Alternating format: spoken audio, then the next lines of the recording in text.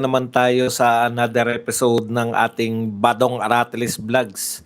Pag-uusapan natin ngayon, ito po, no, ayon ko po kay Mr. President BBM. Ito raw po si BP Sara, o kung siya daw po yung akusado, haharap daw po siya sa impeachment trial. Yan po ang napakagandang payo ni BBM. Pero pumalag po dito si Attorney Rowena Guanzon na dati pong COMELEC Commissioner. Sabi po ni Rowena Guanzon, Mr. President, ikaw ay sinungaling. Hindi ka naman daw sumipot nung ikaw ay may kaso sa COMELEC. Ayan ang sinasabi natin. No? Ibang klase po talaga. Bilib na bilib ako rito sa ating Mr. President. No? At bilib lalo ako sa media natin. No? Halos ngayon po, laman na po ng balita, 4 years na po si BBM. Ngayon lang po natin natuklasan na mayroon po palang malawakang flood control controversy o skandal nung panahon ni Tatay Digong. At si Tatay Digong daw po ay wala raw pong ginawa para mapakulong, ma-freeze yung asset ng mga involved. Hero pa siya ngayon. Ang galing, Matindi talaga tong ating buladas, ika nga. Matindi po ang buladas ng ating mahal na presidente. Ngayon lang po namin, alam niyo po, 6 na taon po naming tinutukan si Mr. President, Tatay Digong. Mr. President, makinig po kayo. 6 na taon po si Tatay Digong na naging tagasagot po kami ng mga umaatake sa kanya. Marami pong umaatake sa kanya nung at that time, mga Dilawan at mga Makabayan Black. Yan po. Umaatake po sa kanya. Tagasagot po kami. Kasi siyempre, Duterte supporter ka eh. Wala po akong natandaan, Mr. President, na inatake po si Tatay Digong dahil po sa flood control. Ngayon lang po, parang antindi ng gobyernong ito, nare-reinvent nila. Nakakapagsulat po sila ng kwento. Wala daw pong parang nataasan pa ni BBM si Pangulong Duterte dahil daw siya may mga napakulong, may mga na-freeze na asset. Sa panahon daw ni Tatay Digong, wala po. Wala daw pong napakulong. Mr. President, alam niyo po ba kung bakit walang napakulong? Wala po kasing ghost project nung panahon ni Tatay Digong. Paano ko natiyak? Kasi walang media na nakahanap. Imagine niyo yung magandang ang proyekto, nasisiraan pa eh. Yan sinabi nila sa build. Ano paninira nila sa build? Puro na lang tulay, puro na lang simento. Makakain ba yan simento? Yun po ang panira nila sa build eh.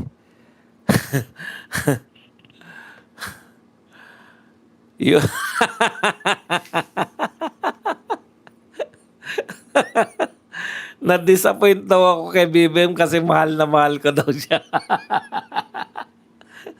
Opo, mahal na mahal ko rin po si Auntie Claire. Mahal na mahal ko rin po. Mahal na mahal ko rin po yung mga Makabayan Black, si Laila de Lima. Mahal ko po sila lahat.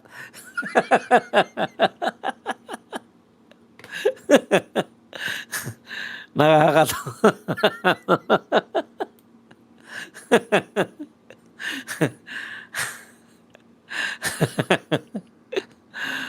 Nakakatawa no? Opo, mahal na mahal ko po sila. Kaya nga araw-araw tayong narito dahil mahal na mahal ko sila. Teka lang ayusin ko lang po itong para tayo maging masaya naman. Okay, tuloy po natin. Ngayon po, bidang-bida na po sa media na wala pong nagawa si Tatay Digong sa flood control. Alam niyo po, paano po may mapapakulong? Wala naman pong ghost project. Wala naman pong palpak na trabaho. nung panahon po ni Tatay Digong. Alam niyo po kung bakit, Mr. President? Kasi po takot yung mga magnanakaw noon na magnakaw. Yun po yun eh. Yun po yung pinapakita noon. Yung, alam niyo po yung mga magnanakaw, yung mga kriminal, hindi lang po magnanakaw. Yung mga kriminal po, Mr. President, marunong po si Tatay Digong makipag-usap sa mga kriminal eh. Di ba? Meron pong mga kriminal na legal. Yung po mga oligarko, ang mga kriminalidad nila legal eh.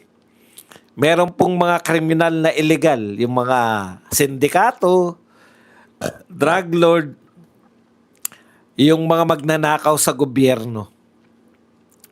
Isa lang po yung bakit natitiyak namin na wala pong malawakang flood control. Wala po na balita eh. Media po kaaway ni Tatay Digong. Hindi lang naman po ngayon inaaway ng media si Tatay Digong. Noon-noon pa po. Alam niyo po ba ang pinansisira kay Tatay Digong, Mr. President? Pag nauna si Lenny, pag may bagyo halimbawa, tapos nauna si Lenny doon sa bagyo, sasabihin ng mga yan, nasaan ang Pangulo? Hashtag nasaan ang Pangulo. Ganun lang po yung paninira kay Tatay Digong. Dahil nauna si Lenny na pumunta sa bagyo, mag-hashtag na, hashtag nasaan ang presidente. Kasi po, kailan lang po naganap yan eh. Niloloko nyo naman kami. Wala pong malawakang issue ng flood control. Wala pong issue ng mga budget. Ang natatandaan po namin, binito ni Tatay Digong yung mga budget na ini-insert. Nag-insert po, nagtatangka po eh. Ang pagkakaiba po ni Tatay Digong, binabasa niya po yung budget. Kaya po nakikita niya yung mga insertion. Binibito niya yung mga insertion. Oh. Dapat po honest-honest lang po tayo. Bakit po magtsatsaga yung mga dilawan ng issue po nila kay Tatay Digong ay Dolomite? Bakit po magtsatsaga ang mga dilawan ng issue po nila kay Tatay Digong ay nasaan ang Pangulo?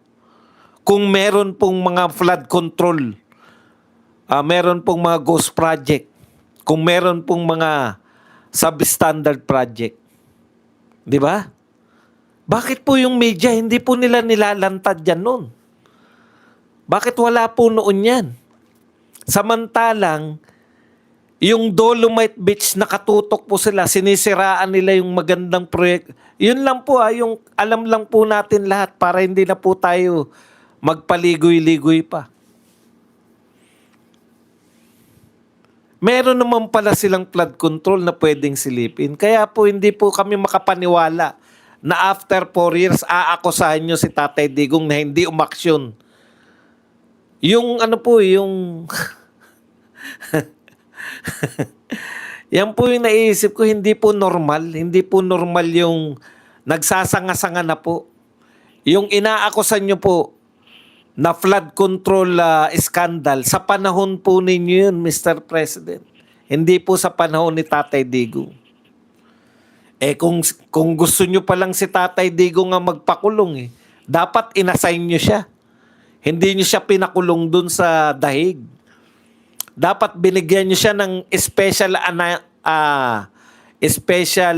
power na siya na magpakulong dyan sa mga flood control na yan. Kayo naman, no?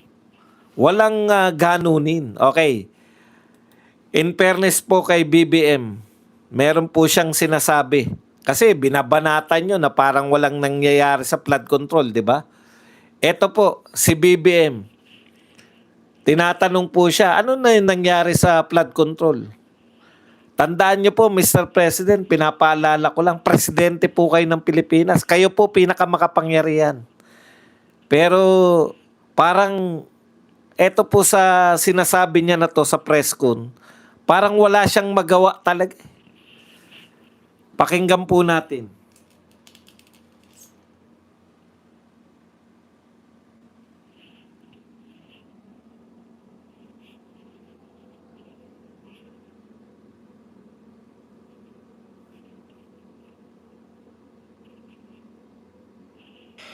Kasi ang sinabi ko na mahiya naman kayo. Pag tinanong mo sa akin, nahiya pa sila, yung iba hindi. Akala nila, karapatan nila yung gagawin na ganun eh. Wala kami ginagawang mali. Ganyan talaga patakbo rito.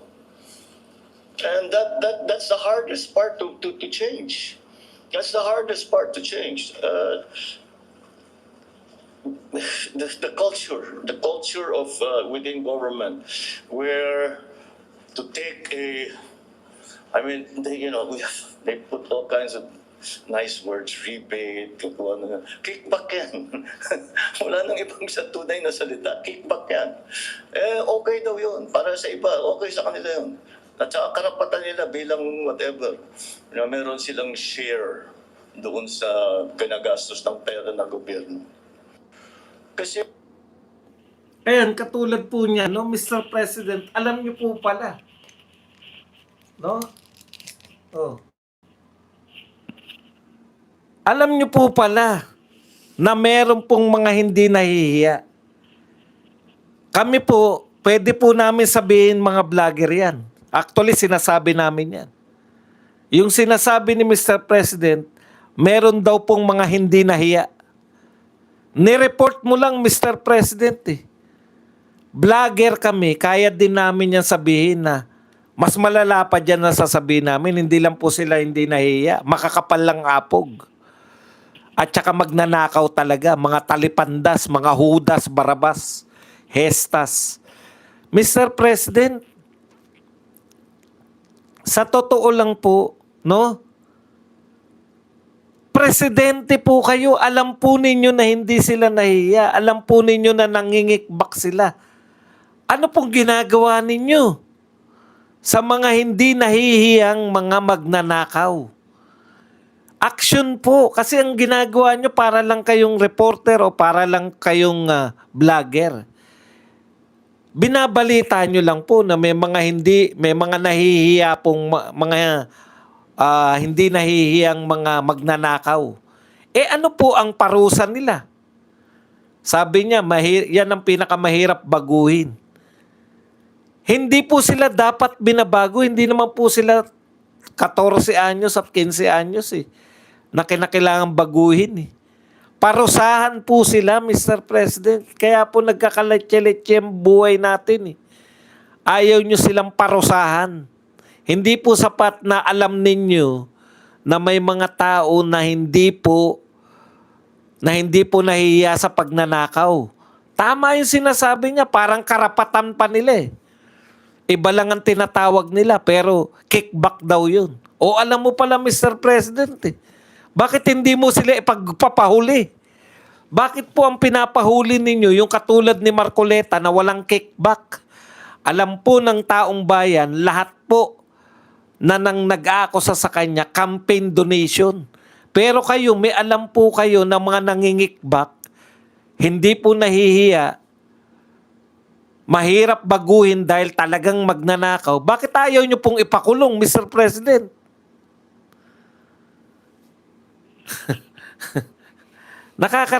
Nakakarindi rin makinig sa inyo ito po, in fairness po, baka sabihin nyo naman, wala po tayong nahita sa Canada. Alam, tagapagtanggol ako ni BBM Double time ka. Sabi po ni BBM, eto po, nasa 2.5 billion US investment mula Canadian companies bit-bit ni Pangulong Marcos pauwi ng Pilipinas. Higit sa produktibong ginawa ng opisyal na pagbisita ni Pangulong Ferdinand Marcos sa Canada. Yan. Bukod kasi sa kaliwat kanang investment iniakyat ng Pilipinas at Canada sa isang strategic partnership ang bilateral relations nito. Hindi, palakpakan po natin. 2.5 billion investment mula po sa Canada. Ay, teka, may nakalimutan ako. 2.5 investment pledges lang pala. Pledges na naman. Hindi pa po pala iuwi yan. Pledges pa lang po. pang kayo naman parang hindi na kayo nasanay kay Mr. President. Wala pa po yan. $2.5 billion. Pledges. Yan. Meron pa po bang bago, Mr. President? Alam niyo, Mr. President, mas marami pa pong ginastos ninyo. Ha? Mas malaki pa po ginagastos ninyo kaysa po naiuwi nyo. Panay pledges lang. Promise na. Mula po nang una kayong... ako pinagtatanggol ko pa yan si BBM nun. Ha? Sinasabi ko pa dyan nun. Pucha, yan, may naiuwi si BBM. O, pwede ba yan? Opo, pwede po. Sa practice po, yung pledges po na yan, hindi po yan totoo. Sa tingin nyo ba yung mga negosyante ng Canada, hindi nila titignan yung sitwasyon dito sa Pilipinas? Maliit lang po ang mundo. No? Maliit lang po ang mundo sa mga kapitalista, sa mga oligarko, sa mga alam po nila kung saan po sila pwedeng mag-invest ng mga bansa. O, pasalamat tayo, meron pang naiuwing pangako. Meron talagang bansa siyang pinuntahan dati ni pledge, walang naiuwi. Nakalimutan ko na kung saan. Pledges na lang, wala pa naiuwi. Okay, eto na po tayo. Sa sinasabi po ni BBM, payo niya po kay BP Sara, no? Ay, ito muna. Wag tayong inip. Ito po, yung pare na hindi kasama sa maleta kaya nag-iingay ngayon, si Father Robert Reyes. Sabi ni Robert Reyes, kinakailangan daw hindi na makabalik ang mga Duterte. Bakit? Ito po, nakakatakot noong panahon ni Duterte. Yung tatay, sige gawin ninyong presidente yung anak. Babalik ang reign of terror sa ating bansa. Naniniwala po ba kayo? Ako po naniniwala ko na may reign of terror. Mayroon pong talagang na-terrorize po ni Tatay Digong ang bansa natin. Pero ang na-terrorize po, ang natakot po sa yung talagang lubog na lubog po sila, yung mga kriminal, yung mga sindikato po. Pero yung pangkaraniwang mamamayan, kaya nga po mahal na mahal yung mga Duterte. Namimiss po namin, no? Yung mga pinaggagawa ni Tatay Digong, yung pante-terrorize po ni Tatay Digong sa mga sindikato, sa mga criminal elements, sa mga magnanakaw sa gobyerno, sila po ang na-terrorize. Father Robert Reyes, running priest, bakit ka po na-terrorize? Yung mga kalaban ng gobyerno, yan, na-terrorize yan. Yung mga dilawan, naubos po ang mga dilawan. Di ba? Kasi hindi na sila makapag-propaganda ng kung ano-ano eh. Dahil tuwan-tuwa yung mga tao kay Tatay Digong eh. Ang tanong ko sa iyo, Father Reyes, bakit ka naman na-terrorize? Kriminal ka ba? Hindi ka naman yata kriminal eh. Mga kriminal lang po yung na-terrorize. Yung reign of terror na sinasabi mo, para lang po sa mga kriminal yan. Tama po, nakakatakot nung panahon ni Tatay Digong. Nakakatakot pong maging kriminal nung panahon ni Tatay Digong. Kaya ngayon pa lang, takot na sila na baka makalusot si BP Sara dito sa... paano hindi makakalusot? Wala naman talaga kayong ebidensya. Pinagpipilitan nyo nga yung BIR na ebidensya nyo. Kung matatag po yung ebidensya nyo, yun pong kahon ng BIR, hindi nyo na po pagpipilitan yan. Pero hindi po namin kukontrahin yan. Ilabas nyo po lahat ng ebidensya nyo. At walang katotoran yan. Ang mga hindi magnanakaw, wala kayong makikita sa kanya. Okay.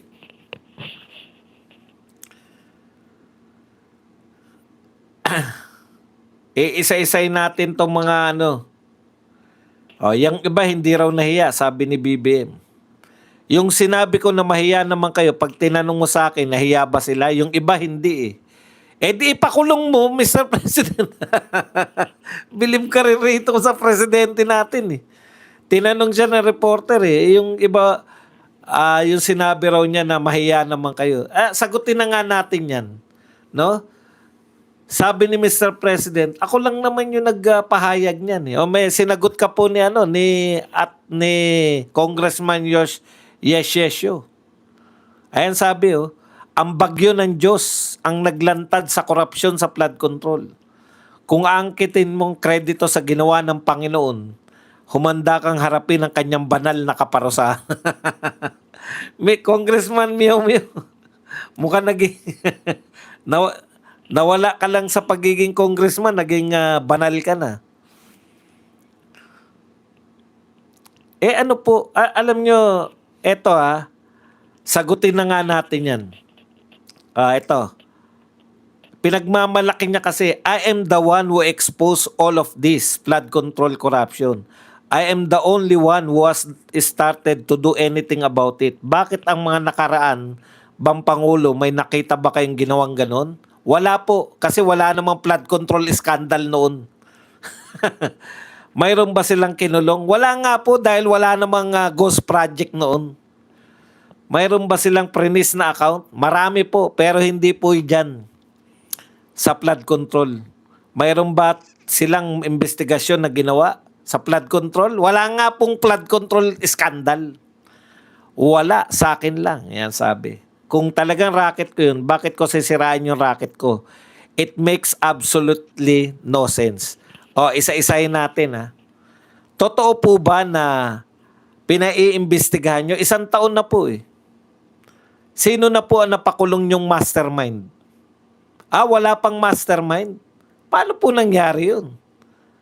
Kung totoo po na kayo ang nagpa-imbestiga, nasa na po yung tinayo yung investigative body, yung ICI? Ay, wala na. Wala na po yung investigative body na tinayo nyo, yung ICI. Kala ko ba pinaimbestigahan nyo? Sa bagay, past tense na, pinaimbestigahan, hindi lang tinuloy.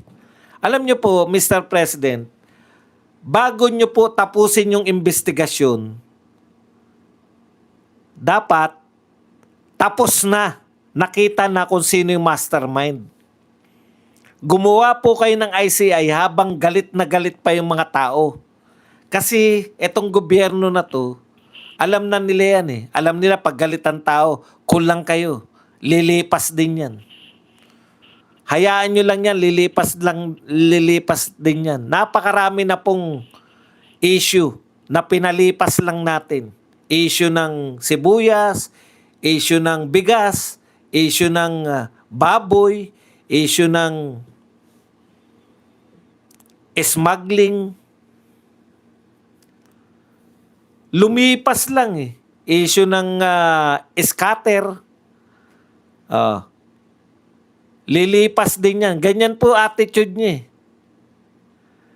Ngayon, ganun din po ginawa niya. Nagtayo kunwari ng ICI. Nasaan na ngayon yung ICI? Wala na. Bakit?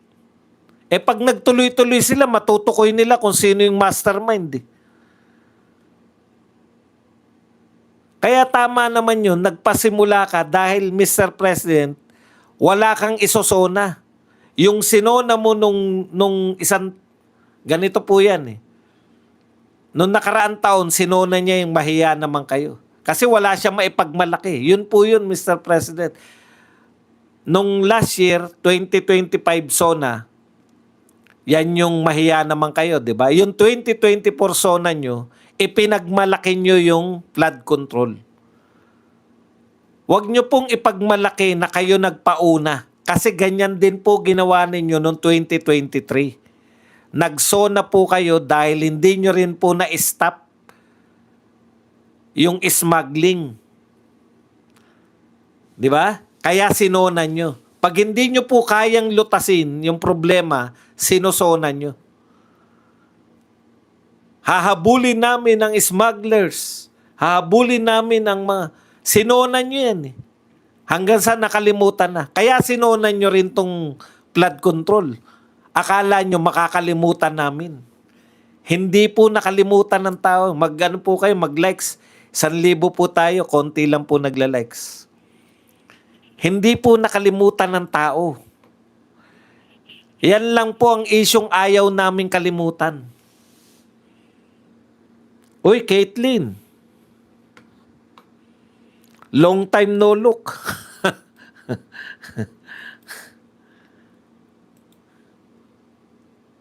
Ah. Sinabi nyo rin yan eh. Lahat po talagang ine-expose nyo lang. Pero ang tanong, pinagpapatuloy ba? Ano po katunayan? Hindi naman po kayo seryoso sa pagpapaimbestiga eh. Ine-expose nyo lang. Pero ang tanong, pinagpapatuloy. Real talk po tayo. Nagpunta po kayo doon sa mga flood control na palpak. Tsaka yung mga ghost project. Nagpunta kayo. Nagturo kayo ng mga bato doon po sa may Baguio.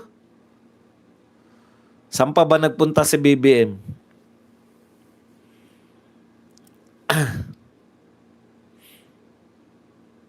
Pero ang importante po sanang kung totoo po na kayo po ang nag-expose at hindi, kasi ugali nyo na yan eh, ine-expose ninyo pero hindi nyo naman tinutuluyan.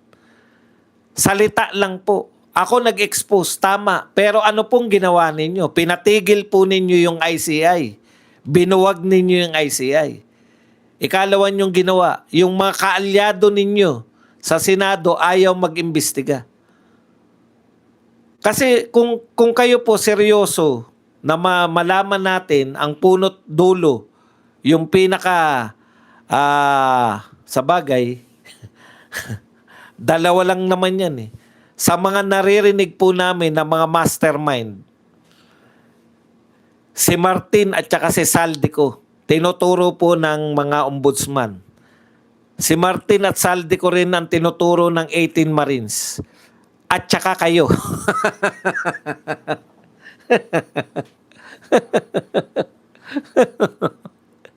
Paano nyo nga naman naimbestigan? Kaya ganun po yun, Mr. President. Bakit po kami hindi na nagtitiwala na pag sinabi ninyo, itutuloy nyo? Ang dami na pong pangyari na sinabi nyo eh. Hahabulin ninyo yung smuggler. May nakulong ba? Wala. May nahuli. Bigas ang nahuli. Pero smuggler ng bigas o hoarder ng bigas, wala nahuli. Wala nga po kayo nahuli sa sibuyas eh. Wala rin kayo nahuli sa asukal. Wala rin kayo nahuli sa bigas.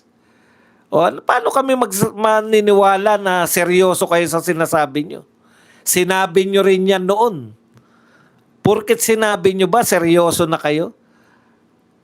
Seryoso kayo kung tuloy-tuloy yung investigasyon. Ngayon nga, may nakatakdabang sa investigasyon, yung Blue Ribbon Committee. Wala naman eh. Kaya yan po, lip service lang sa inyo yan, Mr. President. Hanggat wala kaming dapat utusan nyo si Erwin, si Ping Lacson, tuloy nyo na yan. Kasi pinaghinalaan ako na, alam nyo, dapat ganun yung sagot nyo eh. Kung ako pinaghinalaan nyo, dapat tuloy mo na yan. Tapos sasawsawan nyo tong impeachment. Ito po ang sinabi ni Mr. President tungkol po kay BP Sara, pinapayuhan niya. Kung ako ang inakusahan sa isang impeachment trial, pipilitin kong pumunta kahit payuhan pa ako ng aking mga abogado na wag pumunta. Bahagi na rin si Mr. President ng paninira kay BP Sara eh. Di ba? Yan na lang panira nila kay BP Sara eh. Hindi pupunta yan si BP Sara. Baging bahagi ka na rin. Ito po, Mr. President, ako naman po sasagutin ko kayo. Kung ako po may mag-aakusa sa akin na ako isang adik, sagutin lang natin ha, kasi hindi ko kayo pinagbibintangan, Mr. President. Pag ako po inakusahan na isang adik, isasama ko yung nag-aakusa sa akin na ako'y adik, ilalive ko yung hair follicle test ko para patunayan na hindi ako adik. Total, gustong-gusto mo na rin lang yan. 'Di ba? nagpapauso ka na kung ako ang inaakusahan sa impeachment, dadalo ako. Ako naman po, Mr. President, hindi ko naman po, meron din naman po ako. Kung ako po aakusahan ng isang adik, isasama ko yung nag-aakusa. Dalawa kaming magpapa-hair follicle test ng live sa TV o kaya sa Luneta. Di ba? Wala na pong issue. O, ganun lang yun. Pero, alam nyo, Mr. President, sabi po ni Rowena Guanzon, sinungaling daw po kayo. Sa tinuran ninyo na kung kayo po ay aakusahan sa impeachment, sinungaling daw po kayo. Ito po ang sinabi ni Rowena Guanzon. Tandaan po natin, si Attorney Rowena Guanzon, dati pong COMELEC Commissioner yan. Ito ang sinabi niya. Sagot niya sa sinabi ni sa impeachment, pipilitin kong pumunta. Ito po sagot ni Attorney Rowena Guanzon. BBM, noong ako ang chair ng COMELEC Division, kung saan dininig ang disqualification case mo, hindi ka sumipot.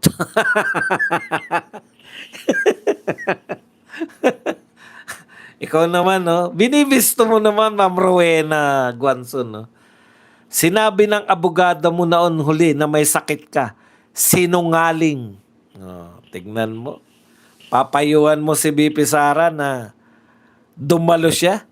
Eh ikaw pala nung may kaso ka sa COMELEC, di ba disqualification case niya? May kaso raw na disqualification case. Si anong division na yun, chairman ng division na yun, si Rowena Guanzon. Hindi ka pala sumipot eh. Yan po ang ating presidente. Nagpapayo siya, pero siya mismo, hindi niya sinusunod yung payo niya. Mahirap po yun, Mr. President. Ang layo po nyo kay Tatay Digong. Si Tatay Digong trabaho ng trabaho nung siya presidente. Hindi po namin naringgan si Tatay Digong na nagsalita na si Pinoy. Sinisisi si Pinoy. Yung tagapagsalita niya, hindi po.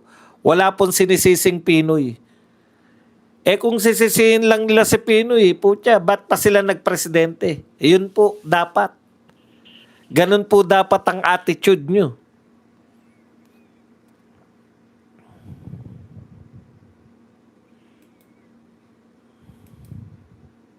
Diskarte po yan. O, para po sa kaalaman ng lahat. Ayon po sa anong tawag doon sa ano? Sa Senate clerk of court ng Senate. Hindi po obligado na umattend sa opening ng trial si BP Sara. Ulitin ko lang po, para po sa mga nagsabi na bakit hindi magpapakita si BP Sara. Hindi ko po sinasabi na hindi siya magpapakita. Pero hindi po siya obligado na magpakita. Si Erap nga, hindi naman nagpakita eh.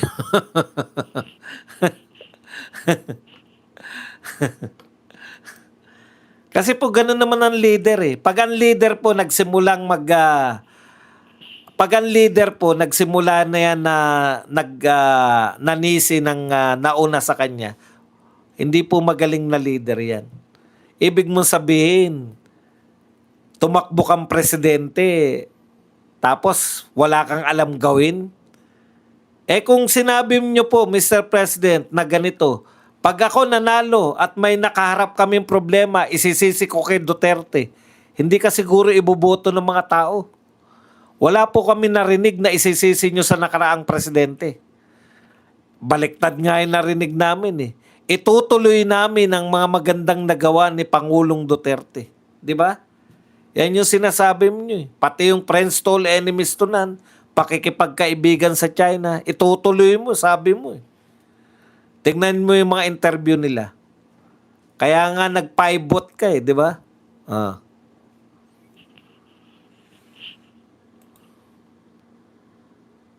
Ito po ang malupit. na akusasyon dito kay Mr. President. Hindi ako naniniwalang partly. Mukhang meron na naman silang makakasuha. Hindi, ganito yan eh. Babanatan muna to ni Anticler. Lahat ng bumibira kay babanatan ni Anticler eh. Ito po si Jokno, yung matalinong Jokno po to, si Benjamin Jokno. Yan. Former Bangko Sentral ng Pilipinas Governor and Finance Secretary Benjamin Jokno said President Marcos bears part of the responsibility for the government's flood control controversy. Hindi na siguro nakatiis. Sinisisi mo kung kani-kanino yung flood control. Ikaw ang may kasalanan sa flood control. Sabi ni Benjamin Jokno. O bakit? Ito hindi pa po to yung yung kasabwat siya. Ipinagpapalagay natin na hindi siya kasabwat. Pero dapat ka pa rin daw sisihin. May responsibilidad ka dyan sa flood control controversy, sabi ni Benjamin Jokno. Sino po si Jokno? Ito po yung matalinong Jokno. Hindi po to yung may ngipin ng batas. Arguing that the chief executive could have prevented, pwede raw po sanang maiwasan ni Pangulong Marcos yung pagpopondo dito sa mga lintik na flood control na ito. The chief executive could have prevented controversial budget changes. O yung pagpapalit-palit, 'di ba? Yung mga, alam niyo po ba yung ginawa nila? Kaya wala pong mga malalaking proyekto, kaya hindi po na ituloy-tuloy yung mga subway, hindi po na ituloy-tuloy. Kayo po, may nakikita po ba kayo na natenga na lang na trabaho dati, hindi na nila natuloy-tuloy? Paano? Imbis na ituloy yung mga proyektong hindi na po natapos ni Tatay Digong dahil sa sobrang dami po ng proyekto ni Tatay Digong. Wala pong budget. Dahil yung budget nga po, actually si Bunuan po ang naringgan natin ito eh. Isa sa budget hearing, wala pong budget sa mga big ticket projects dahil kinonvert nila lahat sa flood control. Eto, alam ni Benjamin Jokno yan dahil budget secretary sila. So mga kapatid, dito po yung kontrobersya. Yung mga budget ng Pilipinas dinala sa mga flood control at iba pa, alam nyo, napakarami po. Hindi lang po flood control yan eh. Pati po yung mga barangay-barangay na nagtayuan ng lahat ng mga barangay na uso po yung pagtatayo kahit nga po sa bangketa, di ba? Pinabuwag nga ni Yorme. Bakit walang kaso yung nagpagawa ng barangay hall dun sa mga bangketa? Bati na kasi sila ni Yorme. Bati-bati na eh. Ganun lang po dito sa Pilipinas eh. No? Bati-bati na. Sa tingin nyo po, hindi dapat kasuhan yung mga tao niya. Pag-aaksaya po ng pera ng gobyerno yan, wala po tayong naririnig. Kaya marami pa pong kontrobersya to. Kaya nga po, nagsisikap sila na hindi makatakbo si BP Sara. Kung sino po, yung hindi po malinaw na magnanakaw, sila po yung pinipilit nila dyan. Tuloy natin. Could have been prevented controversial budget changes by exercising his constitutional line item veto power. Hindi po sana tayo malulugmok dito sa flood control na to kung in-exercise daw po ni Pangulong Marcos yung kanyang kapangyarihan, veto power. Yun yung sinasabi natin na ginagawa ni Tatay Digong noon. Yung mga, di ba? Ba't po kinakalimutan natin yan? Na meron pong mga small committee, meron pong BICAM na yung pinag-usapan po sa BICAM ay labas po. Dapat po ang BICAM, hindi pareho yung batas, i-reconcile lang nila. Iba yung batas dito. Halimbawa, ang batas po ng yung ginawa pong budget. Halimbawa po, budget dito sa House of Representatives. Ang budget sa DepEd. Halimbawa lang, di ko alam kung magkano budget. Ay 100 billion, halimbawa. O 900 billion. Dito naman po sa Senate, 950 billion.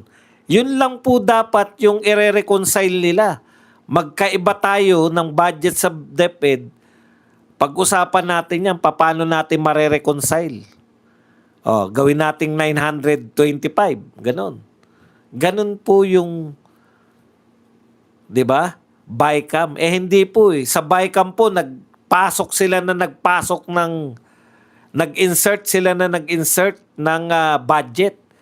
At kalaunan, yung mga in-insert nilang budget, lahat bumagsak sa flood control.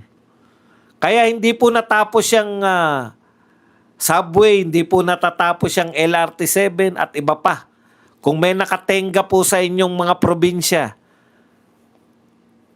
i-comment nyo lang po kung ano-ano pong mga proyekto nakikita ninyo. Sa Iloilo, may nakikita ko ron eh. Yung gumawa po sila ng flyover, kalahating taon po yung anak ko ron eh. Sa Iloilo, pumunta ako ron nung hinatid namin siya, tapos pumunta naman ako nang sinundo na namin siya. Kita ko yun eh. Hindi po natatapos-tapos. O alam na natin, si Bunuan po naglantad niyan, tinanong siya eh. Bakit po wala tayong mga big ticket projects? Yung mga inutang po natin sa ibang bansa na big ticket projects, bakit hindi po natin napopondohan? Kasi po kinonvert lahat sa flood control eh. Kinonvert sa flood control yung mga big ticket project. Kaya ayan po. Hindi po niya. Kaya sinasabi mo, Mr. President, kung kumikita ko dyan, bakit ko sisirain? Hindi nyo po sinira. Wala po kayong sinira na sa flood control. Tuloy-tuloy po yan.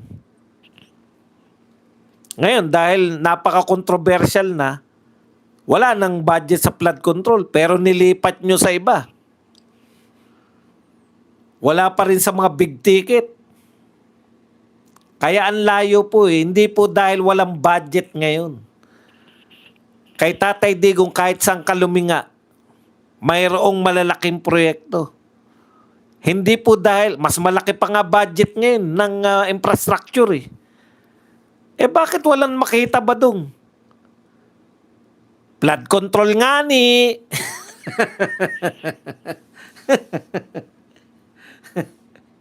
Hindi po sapat na in-expose nyo dahil dati nyo nang ginagawa yan. Smuggler, hoarder, in-expose nyo na rin yan. Sa SONA, Mr. President, wala rin naman kayo napahuli. Inuulit-ulit nyo lang yung ginagawa nyo. Ngayon, in-expose nyo na naman tong mga flood control. Lalo, wala rin kayo nahuling malalaking isda. Baliktad, yung mga nakakulong, maliliit na isda. Yung mga boss nila, di ba? Si Bryce Hernandez halimbawa, tsaka yung mga kasama ni Bryce Hernandez.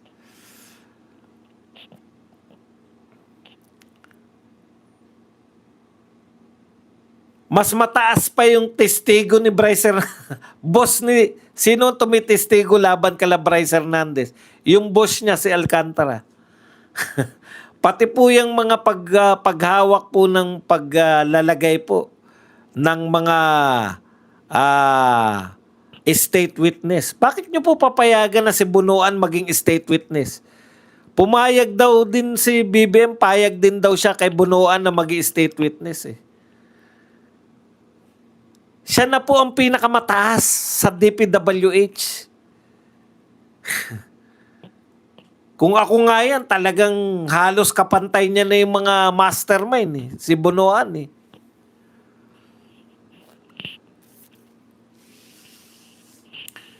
Sino lang po ang pwedeng ituro ni Bunuan? Si Mr. President kasi siya na DPWH eh. Si Mr. President na lang pwede niyang ituro na mas mataas sa kanya.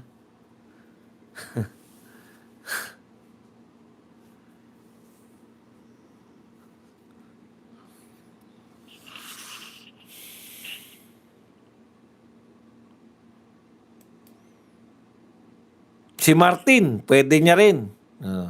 Kaso mukhang si Martin lang yata ang gagawin talaga nila scapegoat si Martin.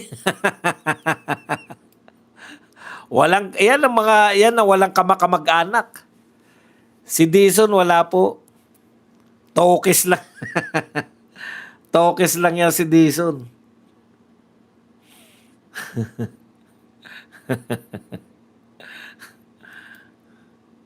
Teka lang, baka may nakalimutan pa ako. Kaya ito, mag-ingat ka, baka magkaroon ka ng kaso. Dahil sa sinabi mo na yan, Jokno, tama nga naman si Jokno, di ba? May control po kayo sa budget eh. Bakit po kayo pumayag na binuhusan ng pondo yan? Yung sinasabi nyo, bakit ko sisirain kung racket ko yan? Hindi naman po, eto po sasagutin ko na kayo. Kung talagang gusto nyo pong sirain yung flood control, yung buwagin talaga yung, ipakulong talaga yung mga yan. Mr. President, bakit yung mga tauhan ninyo sa Senado, yung mga malalapit sa inyo, bakit hindi nyo po utusan na tuloy-tuloy yung pag-imbestiga?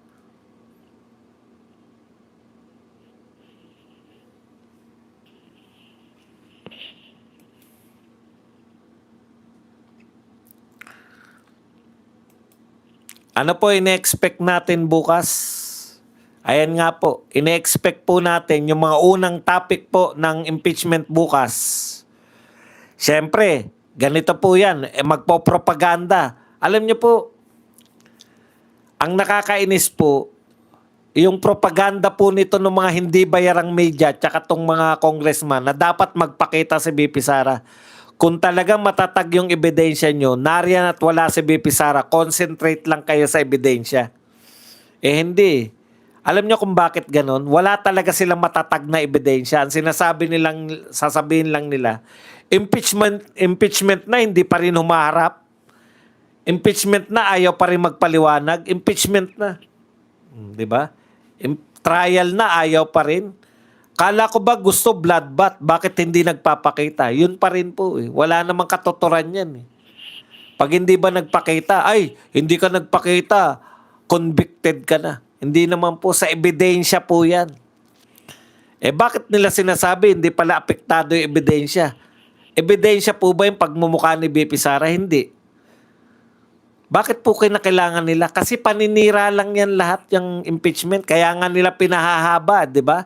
Kaya nga 8 buwan yung hiningi ng mga yan eh. Para hanggang eleksyon. Para masiraan nila si BP Sara hanggang eleksyon. Ano ba paninira nyo kay BP Sara? Si Madriaga? Ano ipapanira nyo? Si Mary Grace Piatos? Hindi po masisira si BP Sara kasi po nakita na namin. Uulitin ko na naman po to for the million times. Nakita na po namin ang itsura ng totoong magnanakaw. Ang totoong magnanakaw po, mayroong mansyon sa Forbes Park, mayroong mansyon sa ibang bansa, mayroong collection ng luxury cars. Hindi lang dapat isa ang luxury cars mo, collection. Meron kang jet, meron kang helicopter. At nababanggit ka na nabibigyan ka ng maleta. Napaka-illogical na si BP Sara ay magnanakaw at nagtsatsaga sa Mary Grace Piatos. Kakatkungin. Magkano kaya yung binibigay kay Mary Grace? Gusto ko rin makita eh. Magkano binigay kay Mary Grace Piatos?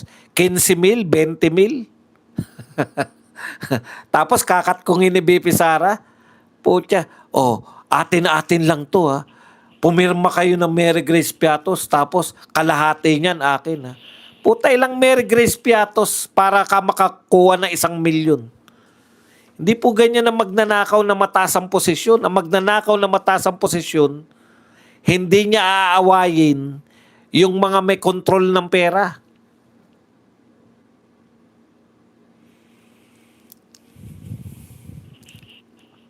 Yan yun.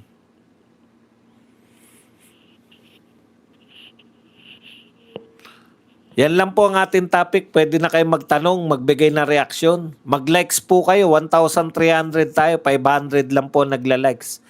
At higit sa lahat, pwede po kayong magpakape. 0 po tayo sa pakape. Okay, basa.